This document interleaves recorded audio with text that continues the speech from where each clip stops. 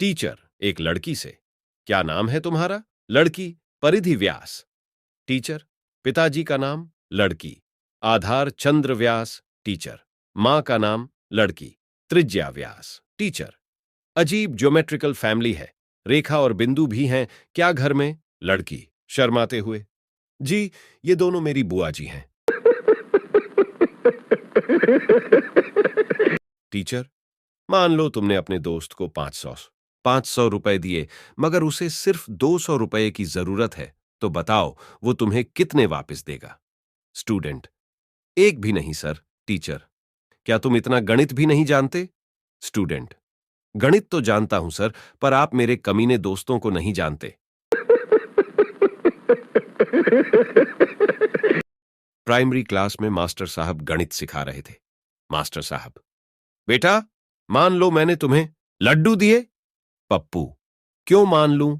आपने तो मुझे एक भी नहीं दिया। मास्टर साहब, अरे मान लेना, मानने में तेरे बाप का क्या जाता है? पप्पू, ठीक है। मास्टर साहब, हां, तो उसमें से 5 तुमने मुझे वापस दे दिए, तो बताओ तुम्हारे पास कितने लड्डू बचे? पप्पू, 20। मास्टर साहब, कैसे? पप्पू, मान लीजिए ना, मानने में आपके बाप का क्या जाता है? कानून की एक क्लास में प्रोफेसर, मान लो तुम किसी को एक संतरा देते हो, तो क्या कहकर दोगे? विद्यार्थी, ये संतरा लो। प्रोफेसर, ऐसे नहीं, एक एडवोकेट की तरह बोलो।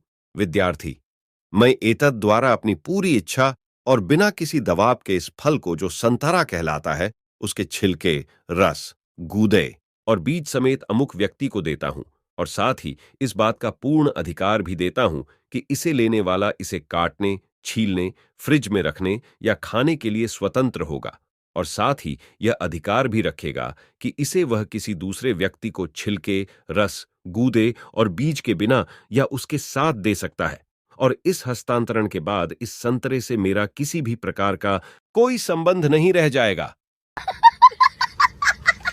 क्लास के पहले दिन टीचर ने सभी स्टूडेंट्स से अपना अपना नाम और हॉबी बताने को कहा। सबसे पहले लड़कों ने बताया। पहला लड़का, मेरा नाम राजू है और मुझे चांदनी को निहारना अच्छा लगता है। दूसरा लड़का, मेरा नाम पंकज है, मुझे चांदनी को निहारना अच्छा लगता है। तीसरा लड़का, मेरा नाम संजय है, मुझे चांदनी को निहारना अच्छा लगता है।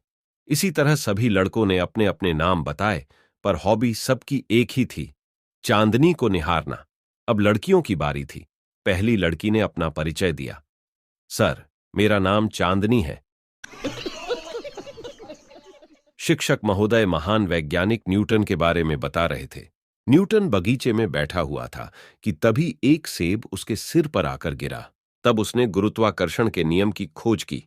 एक छात्र बोला, बात बिल्कुल साफ है सर, अगर न्यूटन बगीचे न बैठकर कक्षा में बैठा होता जैसे कि हम लोग बैठे हुए हैं, तो किसी चीज की भी खोज न कर पाता। आज कल के माँ बाप सुबह स्कूल बस में बच्चे को बिठा के ऐसे बाय बाय करते हैं जैसे पढ़ने नहीं, विदेश यात्रा पर भेज रहे हों। और एक हम थे जो रोज लात खा के स्कूल जाते थे। पप्पू एग्जाम में खाली बैठा हुआ था, कुछ भी लिख नहीं रहा था। टीचर, तुम कुछ लिख क्यों नहीं रहे? पप्पू, कुछ आ नहीं रहा। टीचर, अरे कुछ तो आ रहा होगा। पप्पू, हाँ, कुछ तो आ रहा है। टीचर, क्या? पप्पू, रोना।